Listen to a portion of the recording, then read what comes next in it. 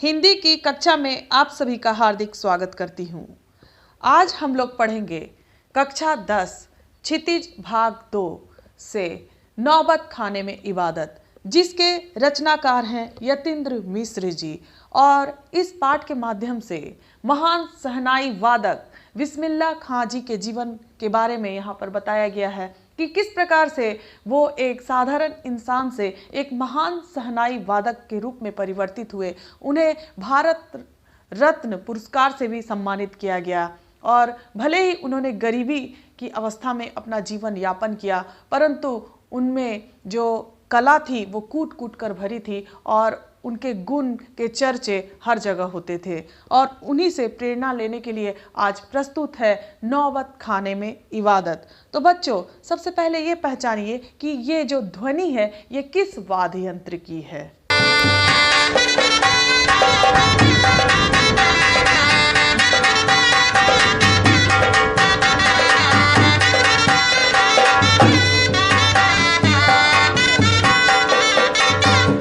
बिल्कुल सही पहचाना आप लोगों ने। ये जो ध्वनि है ये शहनाई की ध्वनि है और शहनाई किसी भी मंगल कार्य शुभ कार्य में बजाया जाता है और इसीलिए इसे मंगल ध्वनि भी कहा जाता है। और इसे जितने भी वाद्य यंत्र हैं उसमें इसे शाह की उपाधि प्राप्त है और इससे जो ध्वनि निकलती है वो मंत्र मुग्ध करने वाली होती है, जिसे मंगल ध्वनि कहा जाता है। और यहाँ पर सबसे पहले हम लोग ये देखते हैं कि नौबत खाने में इबादत का अर्थ क्या है। इस पाठ का नाम नौबत खाने में इबादत। नौबत खाना अर्थात किसी भी स्थान का वह मुख्य दरवाजा या द्वार जहाँ पर बैठकर वाद्य यंत्र बजाया जाता है, वह स्थान उसे नौबत खाना कहा जाता है। और इबादत का अर्थ होता है प्रार्थना, पूजा। तो यहाँ पर नौबत खाने में इबादत, तो नौबत खाने में इबादत कौन कर रहे हैं? यहाँ पर बिस्मिल्लाह खां जी के बारे में बताया गया है कि किस प्रकार से वो बालाजी के मंदिर में बैठते थे और वहाँ के मुख्य द्वार में, मंदिर के मुख्य द्वार में शहनाई वादन करते थे। और बिस्मिल्लाह खां जी ही नहीं बल्कि उनके पूर्वजों से ये चली आ रही प्रथा थी और सभी शहनाई वादन से जुड़े हुए थे। तो आइए पढ़ते हैं नौबत खाने में इबादत। सर्वप्रथम हम लोग लेखक का परिचय देख लेते हैं। यतीन्द्र मिश्र का जन्म सन 1977 में अयोध्या उत्तर प्रदेश में हुआ। उन्होंने लखनऊ विश्वविद्यालय लखनऊ से हिंदी में एमए किया। वे आजकल स्वतंत्र लेखन के साथ अर्धवार्षिक साहित्य पत्रिका का संपादन कर रहे हैं। सन 1999 में साहित्य और कलाओं के संवर्धन और अनुशीलन के लिए एक सांस्कृतिक न्यास विमला देवी फाउंडेशन का संचालन भी कर रहे हैं। यतीन्द्र मिश्र के 3 काव्य संग्रह प्रकाशित हुए हैं। यदा कदा, अयोध्या तथा अन्य कविताएं, ड्योढ़ी पर आलाप। इसके अलावा शास्त्रीय गायिका गिरिजा देवी के जीवन और संगीत साधना पर एक पुस्तक गिरिजा लिखी। रीतिकाल के अंतिम प्रतिनिधि कवि द्विज देव की ग्रंथावली 2000 का सह संपादन किया। कुंवर नारायण पर केंद्रित 2 पुस्तकों के अलावा स्पीक मैके के लिए विरासत, 2001 के कार्यक्रम के लिए रूपकर कलाओं पर केंद्रित थाती का संपादन भी किया। युवा रचनाकार यतीन्द्र मिश्र को भारत भूषण अग्रवाल कविता सम्मान, हेमंत स्मृति कविता पुरस्कार, ऋतुराज सम्मान आदि कई पुरस्कार प्राप्त हुए हैं। कविता, संगीत व अन्य ललित कलाओं के साथ साथ समाज और संस्कृति के विविध क्षेत्रों में भी उनकी गहरी रुचि है। नौबत खाने में इबादत प्रसिद्ध शहनाई वादक उस्ताद बिस्मिल्लाह खां पर रोचक शैली में लिखा गया व्यक्ति चित्र है। यतीन्द्र मिश्र ने बिस्मिल्लाह खां का परिचय तो दिया ही है, साथ ही उनकी रुचियों, उनके अंतर्मन की बुनावट, संगीत की साधना और लगन को संवेदनशील भाषा में व्यक्त किया है। उन्होंने यह भी स्पष्ट किया है कि संगीत एक आराधना है, इसका विधि विधान है, इसका शास्त्र है। इस शास्त्र से परिचय आवश्यक है। सिर्फ परिचय ही नहीं, उसका अभ्यास जरूरी है और अभ्यास के लिए गुरु शिष्य परंपरा जरूरी है, पूरी तन्मयता जरूरी है, धैर्य जरूरी है, मंथन जरूरी है। वह लगन और धैर्य बिस्मिल्लाह खां में रहा है, तभी 80 वर्ष की उम्र में भी उनकी साधना चलती रही। यतीन्द्र मिश्र संगीत की शास्त्रीय परंपरा के गहरे जानकार हैं। इस पाठ में इसकी कई अनुगूंजे हैं जो पाठ को बार बार पढ़ने के लिए आमंत्रित करती हैं। भाषा सहज, प्रवाहमयी तथा प्रसंगों और संदर्भों से भरी हुई है। सन 1916 से 1922 के आसपास की काशी, पंचगंगा घाट स्थित बालाजी मंदिर की ड्योढ़ी का नौबत खाना और नौबत खाने से निकलने वाली मंगल ध्वनि। अमीरुद्दीन अभी सिर्फ 6 साल का है, बड़ा भाई शमसुद्दीन 9 साल का। अमीरुद्दीन को पता नहीं कि राग किस चिड़िया को कहते हैं, और ये लोग हैं मामू जान वगैरह जो बात बात पर भीम पलासी और मुल्तानी कहते रहते हैं। क्या वाजिब मतलब हो सकता है इन शब्दों का? इस लिहाज से अभी उम्र नहीं है अमीरुद्दीन की जान सके इन भारी शब्दों का वजन कितना होगा। गोया इतना जरूर है कि अमीरुद्दीन और शमसुद्दीन के मामाद्वय सादिक हुसैन तथा अली बख्श देश के जाने माने सहनाई वादक हैं।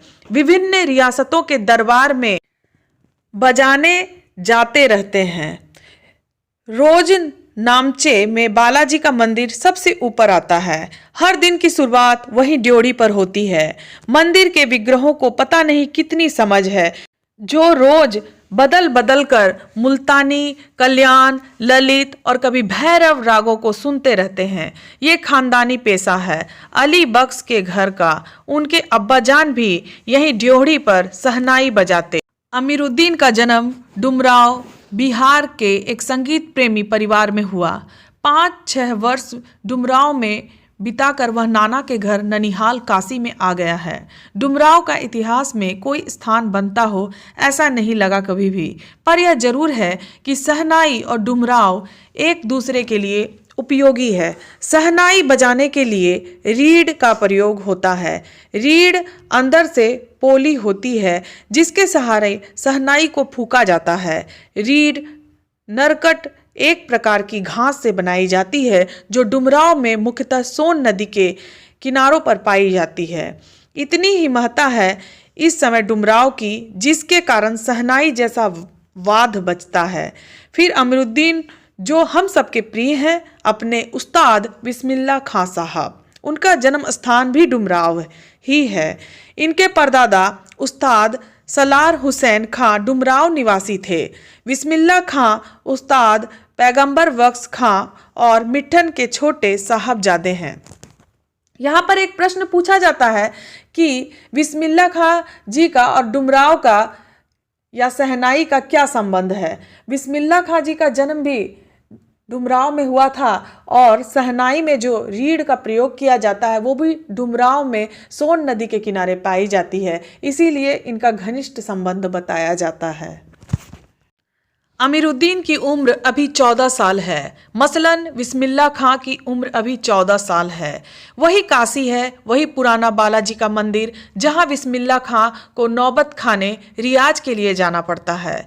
मगर एक रास्ता है बालाजी मंदिर तक जाने का। यह रास्ता रसूलन बाई और बतूलन बाई के यहाँ से होकर जाता है। इस रास्ते से अमीरुद्दीन को जाना अच्छा लगता है। इस रास्ते ना जाने कितने तरह के बोल बनाव, कभी ठुमरी, कभी टप्पे, कभी दादरा के मार्फत ड्योढ़ी तक पहुंचते रहते हैं। रसूलन और बतूलन जब गाती है तब अमीरुद्दीन को खुशी मिलती है। अपने ढेरों साक्षात्कारों में बिस्मिल्लाह खां साहब ने स्वीकार किया है कि उन्हें अपने जीवन के आरंभिक दिनों में संगीत के प्रति आसक्ति इन्हीं गायिका बहनों को सुनकर मिली है। एक प्रकार से उनकी अबोध उम्र में अनुभव की स्लेट पर संगीत प्रेरणा की वर्णमाला रसूलन बाई और बतूलन बाई ने उकेरी है। वैदिक इतिहास में सहनाई का कोई उल्लेख नहीं मिलता। इसे संगीत शास्त्रांतर्गत सुशीर वादों में गिना जाता है। अरब देश में फूंक कर बजाए जाने वाले वाद, जिसमें नाड़ी, नरकट या रीढ़ होती है, को नय बोलते हैं। शहनाई को शाह नय अर्थात सुशीर वाद्य यंत्रों में शाह की उपाधि दी गई है। 16वीं शताब्दी के उत्तरार्ध में तानसेन के द्वारा रची बंदिश, जो संगीत राग कल्पद्रुम से प्राप्त होती है, में शहनाई, मुरली, वंशी, श्रृंगी एवं मूर्छंग आदि का वर्णन आया है। अवधि पारंपरिक लोकगीतों एवं चैती में शहनाई का उल्लेख बार बार मिलता है। मंगल का परिवेश प्रतिष्ठित करने वाला यह वाद इन जगहों पर मांगलिक विधि विधानों के अवसर पर ही प्रयुक्त हुआ है। दक्षिण भारत के मंगलवाद नागस्वरम की तरह शहनाई प्रभाती की मंगल ध्वनि का संपूरक है। शहनाई के इस मंगल ध्वनि के नायक बिस्मिल्लाह खां साहब 80 बरस से सुर मांग रहे हैं। सच्चे सुर की नेमत 80 बरस की 5 वक्त वाली नमाज इस सुर को पाने की प्रार्थना में खर्च हो जाती है। लाखों सजदे इसी एक सच्चे सुर की इबादत में खुदा के आगे झुकते हैं। वे नमाज के बाद सजदे में गिड़गिड़ाते हैं, मेरे मालिक एक सुर बख्श दे। सुर में वह तासीर पैदा कर कि आंखों से सच्चे मोती की तरह अनगढ़ आंसू निकल आए। उनको यकीन है कभी खुदा यूं ही उन पर मेहरबान होगा और अपनी झोली से सुर का फल निकाल कर उनकी ओर उछालेगा। फिर कहेगा, ले जा अमीरुद्दीन, इसको खा ले और कर ले अपनी मुराद पूरी। अपने उहापोहों से बचने के लिए हम स्वयं किसी शरण, किसी गुफा को खोजते हैं जहां अपनी दुश्चिंताओं, दुर्बलताओं को छोड़ सके और वहां से फिर अपने लिए एक नया तिलस्म गढ़ सके। हिरन अपनी ही महक से परेशान पूरे जंगल में उस वरदान को खोजता है जिसकी गमक उसी में समाई है। गमक अर्थात महक। 80 बरस से बिस्मिल्लाह खां यही सोचते आए हैं कि सातों सुरों को बरतने की तमीज उन्हें सलीके से अभी तक क्यों नहीं आई। बिस्मिल्लाह खां और शहनाई के साथ जिस एक मुस्लिम पर्व का नाम जुड़ा हुआ है वह मुहर्रम है। मुहर्रम का महीना वह होता है जिसमें शिया मुसलमान हजरत इमाम हुसैन एवं उनके कुछ वंशजों के प्रति अजदारी शोक मनाना मानते हैं। पूरे 10 दिनों का शोक। वे बताते हैं कि उनके खानदान का कोई व्यक्ति मुहर्रम के दिनों में ना तो शहनाई बजाता है, ना ही किसी संगीत के कार्यक्रम में शिरकत ही करता है। 8वीं तारीख उनके लिए खास महत्व की है। इस दिन खां साहब खड़े होकर शहनाई बजाते हैं। वह दाल मंडी में फातमान के करीब 8 किलोमीटर की दूरी तक पैदल रोते हुए नौहा बजाते जाते हैं। इस दिन कोई राग नहीं बजता। राग रागिनियां की अदायगी का निषेध है। इस दिन उनकी आंखें इमाम हुसैन और उनके परिवार के लोगों की शहादत में नम रहती हैं। आजादारी होती है। हजारों आंखें नम। 1000 बरस की परंपरा पुनर्जीवित मुहर्रम संपन्न होता है। एक बड़े कलाकार का सहज मानवीय रूप ऐसे अवसर पर आसानी से दिख जाता है।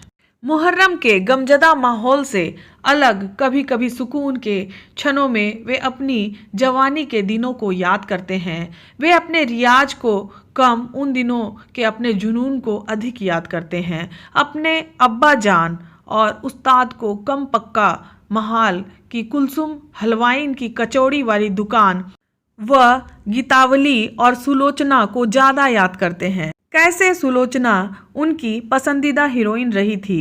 बड़ी रहस्यमय मुस्कुराहट के साथ गालों पर चमक आ जाती है। खां साहब की अनुभवी आंखें और जल्दी ही खिस से हंस देने की ईश्वरीय कृपा आज भी बदस्तूर कायम है। इसी बाल सुलभ हंसी में कई यादें बंद है। वे जब उनका जिक्र करते हैं तब फिर उसी नरसिंगिक आनंद में आंखें चमक उठती है। अमीरुद्दीन तब सिर्फ 4 साल का रहा होगा। छुपकर नाना को शहनाई बजाते हुए सुनता था। रियाज के बाद जब अपनी जगह से उठकर चले जाए तब जाकर ढेरों छोटी बड़ी शहनाइयों की भीड़ से अपने नाना वाली शहनाई ढूंढता और एक एक शहनाई को फेंक कर खारिज करता जाता। सोचता लगता है मीठी वाली शहनाई दादा कहीं और रखते हैं। जब मामू अली बख्श खां जो उस्ताद भी थे शहनाई बजाते हुए सम पर आए तब धड़ से एक पत्थर जमीन पर मारता था। सम पर आने की तमीज उन्हें बचपन में ही आ गई थी, मगर बच्चे को यह नहीं मालूम था कि दाद वाह करके दी जाती है, सिर हिलाकर दी जाती है, पत्थर पटक कर नहीं। और बचपन के समय फिल्मों के बुखार के बारे में तो पूछना ही क्या। उस समय 3rd क्लास के लिए 6 पैसे का टिकट मिलता था। अमीरुद्दीन 2 पैसे मामू से, 2 पैसे मौसी से और 2 पैसे नानी से लेता था, फिर घंटों लाइन में लगकर टिकट हासिल करता था। उधर सुलोचना की नई फिल्म सिनेमा हॉल में आई और उधर अमीरुद्दीन अपनी कमाई लेकर चला फिल्म देखने, जो बालाजी मंदिर पर रोज शहनाई बजाने से उसे मिलती थी एक अठन्नी मेहनताना। उस पर यह शौक जबरदस्त कि सुलोचना की कोई नई फिल्म न छूटे। और कुलसुम की देसी घी वाली दुकान, वहाँ की संगीतमय कचौड़ी इस तरह क्योंकि कुलसुम जब कलकलाते घी में कचौड़ी डालती थी उस समय छन से उठने वाली आवाज में उन्हें सारे आरोह अवरोह दिख जाते थे।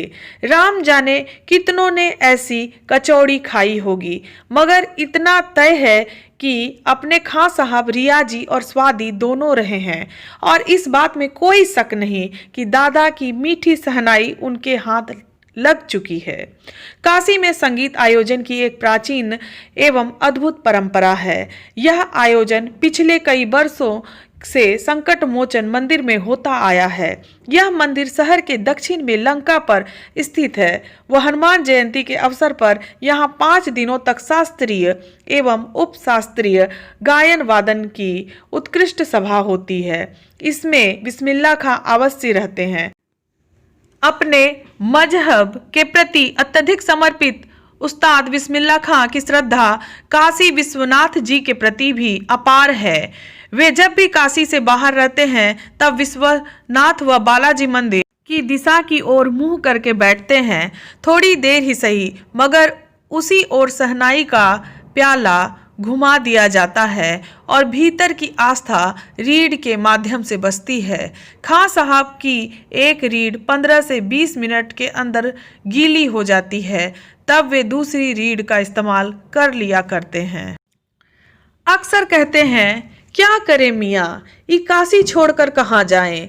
गंगा मैया यहाँ, बाबा विश्वनाथ यहाँ, बालाजी का मंदिर यहाँ हमारे खानदान की कई पुश्तों ने शहनाई बजाई है। हमारे नाना तो वहीं बालाजी मंदिर में बड़े प्रतिष्ठित शहनाई बाज रह चुके हैं। अब हम क्या करें? मरते दम तक ना यह शहनाई छूटेगी ना काशी। जिस जमीन ने हमें तालीम दी, जहाँ से अदब पाई, वो कहाँ और मिलेगी। शहनाई और काशी से बढ़कर कोई जन्नत नहीं इस धरती पर हमारे लिए। काशी संस्कृति की पाठशाला है। शास्त्रों में आनंद कानन के नाम से प्रतिष्ठित काशी में कलाधर हनुमान व नृत्य विश्वनाथ है। काशी में बिस्मिल्लाह खां है। काशी में हजारों सालों का इतिहास है, जिसमें पंडित, कंठे, महाराज और विद्याधरी हैं। बड़े रामदास जी हैं, मजूद्दीन खां हैं व इन रसिकों से उपकृत होने वाला अपार जन समूह है। यह एक अलग काशी है जिसकी अलग तहजीब है, अपनी बोली और अपने विशिष्ट लोग हैं। इनके अपने उत्सव हैं, अपना गम, अपना सेहरा बनना और अपना नौहा। आप यहाँ संगीत को भक्ति को किसी भी धर्म के कलाकार से, कजरी को चैती से, विश्वनाथ को विशालाक्षी से, बिस्मिल्लाह खां को गंगा द्वार से अलग करके नहीं देख सकते।